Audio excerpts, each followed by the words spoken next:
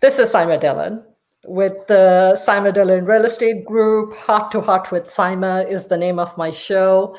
My show is all about ordinary people doing extraordinary things. And I believe that it is the good deeds of the people who make the world go round. And it's the good deeds which keep back creating a balancing act between the negative and the positive. And I do feel that goodness is definitely more and it supersedes everything else. Thank you guys for watching. Just a few things about me before I introduce my guest. If you are a realtor and you're looking to join a team, please message me. I would love to have you on my team. And the second thing is we do have real estate workshops in my team where we go out there and teach people how to become real estate investors. It is a free opportunity, which does not have any cost. On that note, I'm going to bring my guest, who is going to talk about confidence in leadership. His name is Steve Sullivan, and he is a coach who works with individuals and leaders to build their belief and confidence in themselves. And I think we can all do with some coaching on how to be more confident. And without wasting any more time, I'm going to bring him on. Steve, here you are. Welcome to Heart with Saima. It's my pleasure to have you on my show. I feel all the guests who come on my show, for me, they are royalty. And I would love to just treat them. I know we are on, it's virtual and there's not a whole lot I can do, but except express how honored I am to have you on my show. And I will let you introduce yourself. Well, thank you, Saima, so much for inviting me to be on your show and to bring me before your audience. Hopefully what I have to say today will resonate with some of them and help encourage them in the area of confidence or other things you might want to know or ask me in the course of this discussion. You in the intro basically gave an overview of me. The only other thing I would add to it is, besides being a confidence coach, I'm also a storyteller. I love to write stories. If you're on LinkedIn, I have a weekly publication that I do called #StorySaturday. And that is always a story that's one with a message, and people have enjoyed those, and I've been thankful for the great following that I've had there on LinkedIn.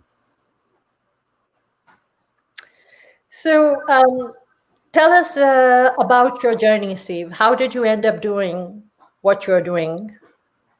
How did I end up where I am today? An entrepreneur trying to make it in the world as a solo act instead of a corporate act. Most of my career has been within IT.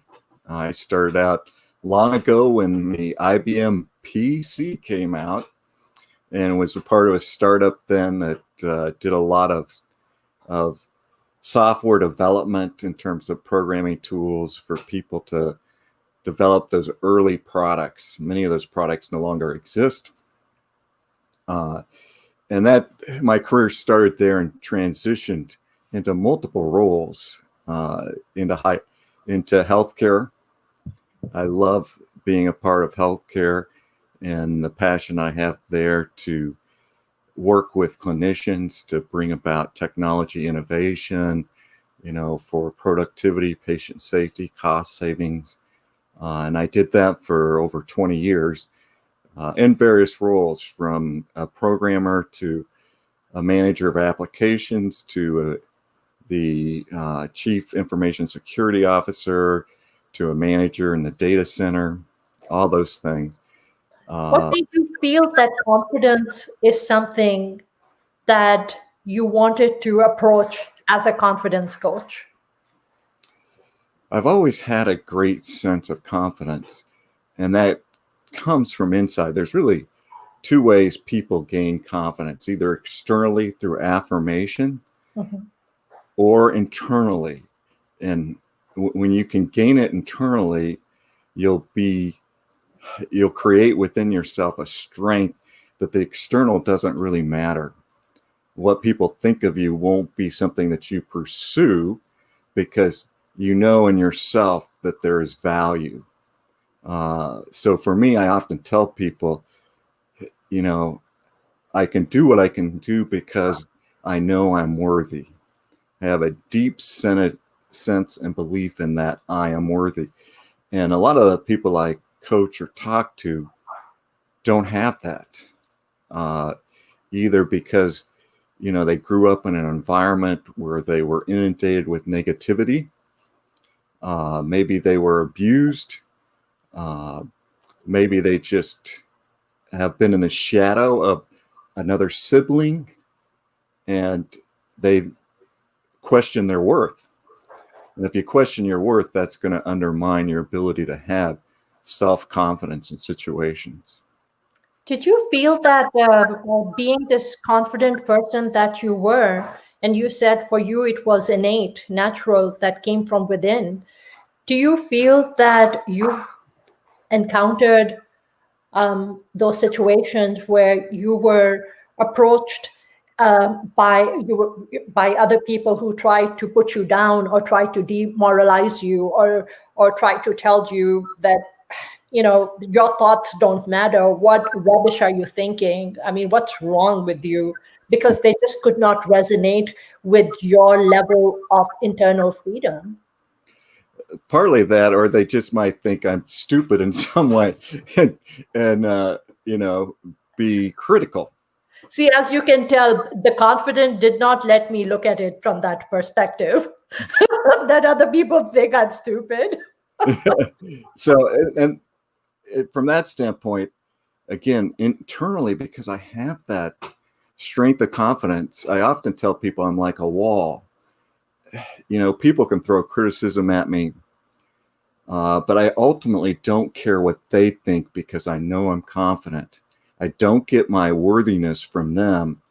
It comes from within. And what other people say about me, I truly don't care. I want to be the person that I can be and bring value and help people.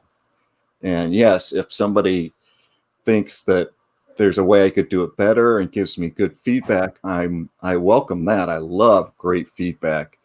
And that's another reason, another value that comes with confidence is the ability to accept feedback, to not get defensive, to not feel like you're being attacked, but just to listen and say, okay, what are you seeing that I'm missing? Because there's times in my career where I miss things. And one of my coworkers, she was great at coming to me and saying, hey, Steve, Joe thinks you're angry with them. And I say, why does Joe think I'm angry with them? I'm not angry with them. Well, Steve, it's because when you walked down the hall, you didn't say hi to him. And it dawned on me that, yeah, as an engineer, I can get into a mindset where I'm so caught up problem solving that I tune out my environment, and I'll walk by somebody and not say hi because I really want to find that solution. And again, having that person come to me and give me that valuable feedback enabled me then to go correct a situation with Joe and say, hey, Joe, I apologize. I'm not angry with you. It's not you, it's me. Keep in mind, I like to focus on solutions, and sometimes I get so focused that I don't pay attention or acknowledge people the way I should. So, don't hesitate to stop me and help me learn to greet and acknowledge people the way I should. How should we take other people's criticism when other people might come to, or because especially on social media, Steve, you see so much of this, right? Where people are constantly posting things like, um, how other people might be treating you, which is an indication of you feeling a certain way, right? That maybe other people are talking about you, or you've heard something and you're like, you're hurt. You're like, why are they talking about me like that? Do you think there's some reality to that? I think that all depends on the person. And in terms of when you put stuff out on social media, you're public. Okay. And what that means is there's people out there who care nothing about other people. They only care about voicing and being heard. And one of the ways they can get attention is by criticizing and maybe trying to hurt somebody, because I've seen posts, especially, and I've come to the defense of some women on posts where I've seen men act terribly inappropriately. And that always has an impact, often on the lady, as, am I not pretty enough? Am I too old? Am I whatever might be the criticism? That is a part of our world. There are people whose hearts are black and they don't know how to love. They don't know how to give. And so that's why you have to have strength within yourself to brush those things off and say, that's not me, that's them. And sometimes you also feel that although people are telling you that you're a good person, but you yourself inside you are so filled with criticism for yourself and for your own being. How do people get rid of something, that negative energy that's consuming you within yourself? That's a great question, because the reality is the tongue has the power of life and death. We can either say positive things and give life, or we can say critical things and give death. And people might be very good at saying things positively towards others. And in a sense, that's them giving life and acknowledgement. But they get inside, and what's echoing in their head is the conversations that are basically oriented towards death. I mean, because words are powerful. Words are powerful. They can break you, right? Exactly. They can be ruthless. Yes. Right. And so what I encourage people to do is learn how to speak life to themselves internally. And that might come, for some people, that may mean they need to go and find some affirmations, and they go through affirmation exercises daily to say, I am worthy, I can do this, I can succeed. And so that you're telling yourself those messages of life to bring forth life inside and give you that strength to do the things that you want to do. And I know that a few years back, when I was kind of at a low point, and someone had told me, to read these affirmations, this book, which is called Affirmations, Afformations, and just to help you revalidate yourself and to change your energy, basically, because so much of it is the energy which is within us, right? Which attracts whatever it is we are attracting. And I feel, because life is a journey, right? You learn, you evolve, you learn from others, and you grow. And I'm learning that in order for you to change what is coming towards you, you have to change yourself. Mm-hmm. That's not easy. It isn't, but that is the foundation on which to take action that's confident, that can bring about the results that ultimately you want. I mean, that's the challenge, is if you're telling yourself, I'm not enough, I'm not smart enough, I'm not pretty enough, I'm not articulate enough, whatever you're telling yourself, Yeah. those messages are going to stop you from doing what? The very thing That you want that you need to do. And so you've got to stop those messages of death and replace them with messages of life. Even when it doesn't feel that way. I mean, when you're feeling really high and great and energized, you're going to feel positive. But when those low points come where you're almost into a state of depression and maybe are depressed about something, you don't feel it. And what you do feel like is what? Saying negative things. The negative things just kind of flow out of that, where if you can say, hey, yeah, I'm not feeling it, but that doesn't change who I am. I am still worthy. And if I take a positive step forward, that can change everything. And I'll often tell people, when you're depressed and you've got those negative messages, the best thing you can do is go do an act of kindness for somebody else. Because as soon as you do that act of kindness, it refocuses you on the other person. You, in a sense, give them life. They'll probably be very thankful, and they will, in a sense, help you feel better. So, you only get joy by taking action. So I think what you're saying is that in order for you to change your own self, maybe you need to start giving exactly what you want to receive. Yes, you could put it in those words. Those are good words. Right? Wow. So that just simply, I mean, if we could just do that, right? That just makes life, that just simplifies everything.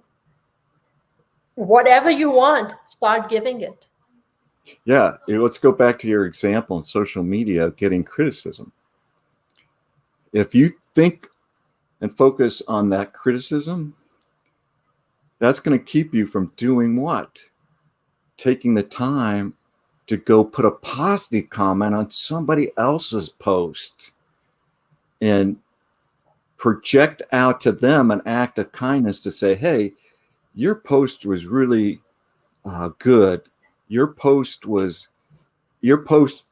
better is to say something like, your post impacted me by getting me to think about how to be positive, some quality type of statement, as opposed to, hey, that was good. How do you do that if you are so negative within, where you think everything around you is negative and you're actually feeling that negativity? It has something to do with the negativity within you that you might not even realize exists. That is true. Part of it is looking at some of those fundamental reasons on a case-by-case situation. As I mentioned, maybe you grew up being bullied. Maybe you got into a marriage where it's an abusive situation and you got shut down by your spouse. Maybe it's some things that you sought to do and in your mind you failed. And so I'm a failure. All of those become negative repercussions back to you that you got to stand up against and break away from. And the sooner you can start telling yourself that I am worthy, I can do something, I can,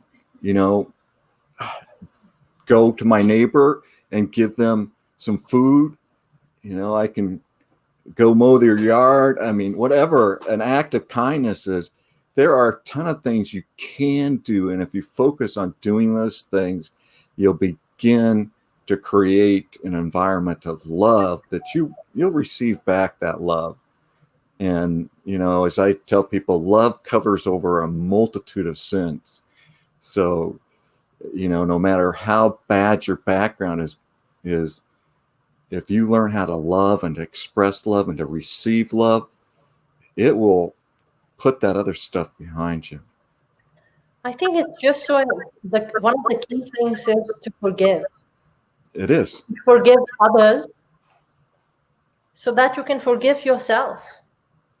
So people don't realize that lack of forgiveness and within you for something that you might not forgive yourself or you might not forgive others, it's holding you back. So you don't forgive because the other person deserves forgiveness. You forgive because you want yourself to get over the hurt and to move on in life. You are right on target. Forgiveness is the path to healing. And, I've been in a situation where I was greatly hurt, betrayed by my first wife. On LinkedIn, I've shared this story. And that is a type of situation that hurts deeply to your core. And I realized in that situation, all the negativity that was coming in, it put me in my darkest hour, where what I was fighting mentally were thoughts of killing myself, killing him, killing her, maybe going and drinking till I passed out, all sorts of bad actions. Fortunately, I didn't do any of those things because I logically knew that none of them were going to help me. And eventually I came to the point, just as you said, of realizing that the path back, the path forward, the path to healing was forgiveness. Now, forgiveness is not forgetting. Forgiveness is acknowledging, yes, I was hurt. Forgiveness is making that acknowledgement and then saying, I will pardon you. I will no longer hold it against you, whether it's somebody else or yourself. You have to pardon yourself sometimes. You have to forgive yourself. I think such a key realization is also understanding that you are imperfect. So you are Everybody yes. mistakes. Yeah, everybody will make mistakes. Now, another thing I try and coach and encourage people on is how they look at mistakes. You can look at your past mistakes and beat yourself up. I like to tell people, look at your mistakes as opportunities of learning, and encourage them to say, what did I learn from this situation?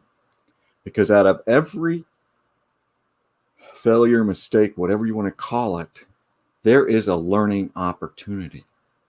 And if you focus on the learning opportunity and not the loss,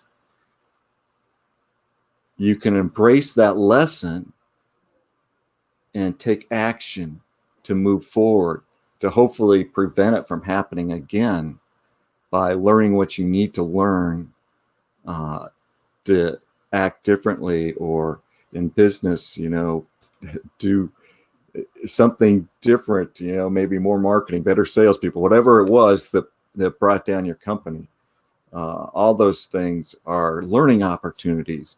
Now you have been given a very special education that can only be given through experience. You can't go to school. You can talk to somebody and they'll tell you, oh, yeah. But most of the time, people do not listen to other people. It's only as when they go through the experience themselves and the self-awareness and understanding from the experience occurs that then they make that step up and move in a better direction. I mean, so many times, right? We want our children to learn from our mistakes.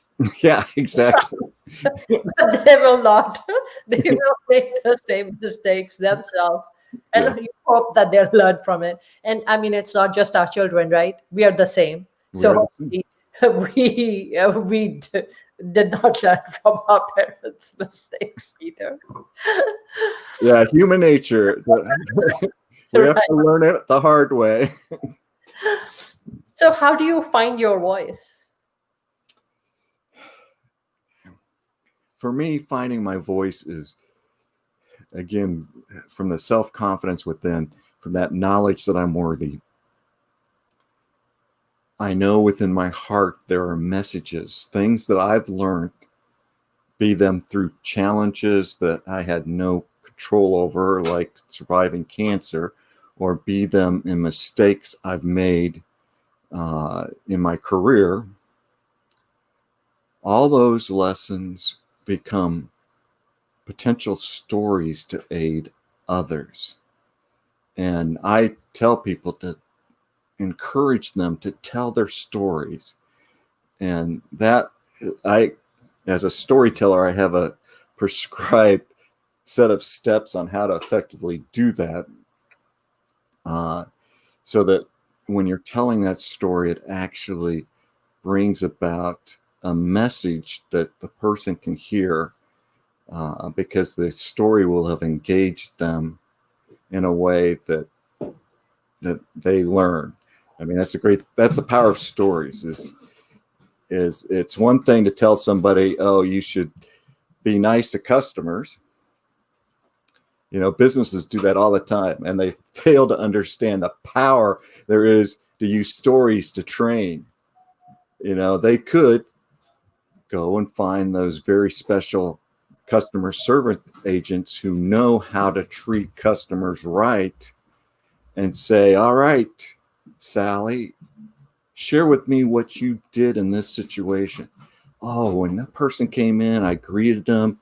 I spent some time talking to them about this. And then once I understood what they wanted, I made sure that they got to the right person. There's a whole... Do you think that's leadership? It is leadership. Leader, Leadership doesn't know how to tell stories. right? But I don't know. I feel that it is leadership. It is the environment of an organization has to be created by the leaders, right? Whether they feel that it's okay for the employees to tell those stories, or it's not acceptable for them to tell those stories, right? Yes, and it does. It takes somebody at the top who becomes, the CEO often really should be the chief communications officer, in the sense that their role should be to consistently retell the messages that make that company, the why. Why does that company exist? Do you know why our company exists? Most people have no clue why it exists. But Yeah. if you were to go back, you might find out, oh, this company exists because Joe had a brother who was injured, and he thought he wanted to make Joe's life better, his brother's life better. So he came up with this gadget, and the company was built from that. And ultimately, why do we do what we do? It's to make people feel better. Yeah. There's a why in that story that gets lost when we just look at, oh, okay, we make crutches. That's a product, but What made you write your story, Steve? to some degree, I think it stems from my strengths. I'm also a YouMap coach, which means I'm big on the Clifton strengths, values, preferred skills, personality. I work with people on that. I often work with them on that in terms of confidence too, because I tell people, I'm not really interested in why you think you can't succeed. I want to work with you on just find out what's unique and strong about you. What strengths do you have so that you can leverage those? Because if you focus on your strengths, you're going to have that confidence. And so for me, in terms of my strength, I've got in my top 5 connectedness, which means I can see a big picture and the little pieces and how they fit together. I've got the learner skill, which means I learn things quickly and I'm always curious about different things. And I have the context strength, which basically means you're a historical perspective type of person. You like to know the beginning and how we got to where we are today and what lessons you might learn through that process. And so those 3 strengths come together to empower me to be a good storyteller. They're the fundamental strengths that build my, I mean, there's a skill set around storytelling that anybody can learn, but most of our skills that we're good at, that we love doing, that we want to do, can be traced back to one of those strengths. I think it's for anyone who's hurting, who's going through a phase where they don't understand what's happening in their life, or any hurt, any trauma, PTSD, anything. I always tell my audience, you know what? Start writing. Just start writing. If you feel you're not a good writer and you don't like to write, you know what? Pick up a microphone.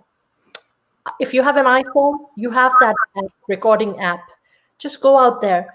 Just sit down and just record your story. No one has to listen to it, just for yourself. If you have the inclination, just start writing whatever happens every night before going to sleep. Just go and write whatever happened in your day, the good, the bad, the ugly, the sadness, the disappointments. Just write down everything on paper, and you don't need to share it with anyone.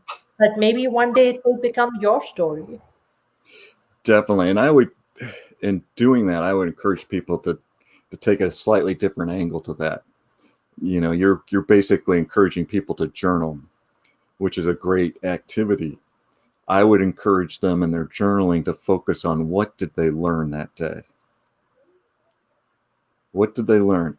Just positive. Yeah, it could be positive. It could be, gosh, I got upset at this person and found out that they were dealing with cancer, and man, that made me feel terrible. So what did I learn? I learned I shouldn't be judging people. I don't know what their situation is to know that, yeah, you know, that guy in front of me that's driving really slow, that I want to get out of the way so I can get to where I need to be. Actually, maybe his wife just passed away, and so he's just barely moving down the road. But we judge so quickly. Show compassion instead of judging. And so, yeah, you can write that down, and then you could say, yeah, I learned I need to have more compassion when I'm driving. Yeah, so every day, right? Just Yes. write, and like you just said, write what you have learned, what you learned that day. Change your mindset. It will help change the language in your brain from focusing on negativity to transition over to focus on positive thoughts and positive energy, right? Yes. Yes. Definitely. Because the bottom line is you cannot focus on stopping doing something. People say, oh, how do I stop telling myself these bad things? Well, the reality is, if you want to stop doing that, you can only do that by learning to do something new and doing the new. And then by the fact that you're doing the new, you're no longer doing the old. And so you've made that progress that you get to go where you want to go. Why is it that when people reach a certain point in their life, they stop learning? Although technically you don't ever stop learning, you're always learning, but you kind of just stop in your tracks and you just feel that, okay, you know what, I'm 50 now, or I'm 45 or whatever, and now it's just I'm just going to keep going forward with these motions, instead of bringing some spark and putting some spark in your life by just challenging yourself to go out there to learn something new, and to go out there and do something, follow a passion, or find something that will bring you happiness and a spark in your life, right? As Yeah. long as we are alive, we need to have momentum in our life, change. You got it. It's a change factor for a lot of people. They feel like, I've invested this much into getting to where I am now. I don't want to change. I don't want to do a different job, even though their company just merged and now they're no longer employed. We are constantly faced with change, and that's one of the mindsets that people need to learn how to handle to be successful. Otherwise, you will do exactly what you said. You'll sit back and say, why me? Woe is me. This is not fair. There's a number of things you can tell yourself, but none of that does you any good whatsoever. So like you suggested, what's something that you like to do that you haven't done? I can always wanted to draw or be an artist. Go out there. Or if you're a guy like me who likes to fish, why don't you go start your own fishing business? Yeah. Or exactly what you're doing. Just write a book. Yes, definitely. Share your story. Share your stories. That's Share your story. And speaking of books, I hope to have my first book out just after the new year. That is awesome. And what is your book about? The book is a compilation of short stories. Mm-hmm. So it falls in the genre of kind of like business fiction. So if you're familiar with Who Moved My Cheese, The 5 Dysfunctions of a Team, The Goal, there's some great books that have been written from a fable standpoint. And what I've done is written short fictional stories that have a message that is important to people in leadership. If you lead teams, these messages will challenge you to think about how you're leading your team. And so that hopefully it's at the editor, which is one step closer to getting it to the publisher to publish. Awesome. Well, I wish you all the best. I hope the book does for you what you're hoping for your book to do for you. And Stephen, on that note, I'm going to let you share your message with my audience. And if there is something, what you do or what you would like for my audience, where they can find you. So I'm going to hand over the screen for you and give you a minute to share. Oops, I pressed the wrong button. And of course, here you go. Thank you. Thank you. For those of you out there, I would love to connect with you. If I've said anything that's resonated in your heart, feel free to reach out to me. The easiest and best way to connect with me is through LinkedIn. Hopefully I'll give Saima my LinkedIn URL so that she can post that someplace that you can click on it and go, and then request a connection, and just let me know in the connection that, hey, you saw me on this show, you liked what I said, whatever, and I'll accept you and we can start engaging there. I love to engage with people either through chats, through one-on-one calls, to build those relationships. And if those relationships then lead to a situation where you think or feel like I can help you in some way, and I feel like I can help you in some way from a confidence situation, from a YouMap situation, from a storytelling situation, I'll be glad to share my services with you. Well, Stephen, thank you so much for being on my show. And it's, I hope your difficulties with going through experiencing cancer is behind you. And It's then, way behind me. It's like 30 years ago. oh, wow. Okay. So absolutely, they're way behind you. And I hope there's only positivity and awesomeness waiting around the corner. Just thank you so much for being here. And I'm going to take over the screen, and hopefully now I press the right button. Friends, thank you for, as always, for watching Heart to Heart with Saima. And the show is about ordinary people doing extraordinary things. And that's what the purpose is. If you have any, if you like the show, comment. If you didn't like something, if you have a better idea, I feel be solution oriented. Don't be critics in life. Provide a solution. If there's something you would like to see, share with me so I can bring it out, and so we can all benefit together. So thank you for watching, and thank you for spending time with me, and have a wonderful day until next time, until we meet again.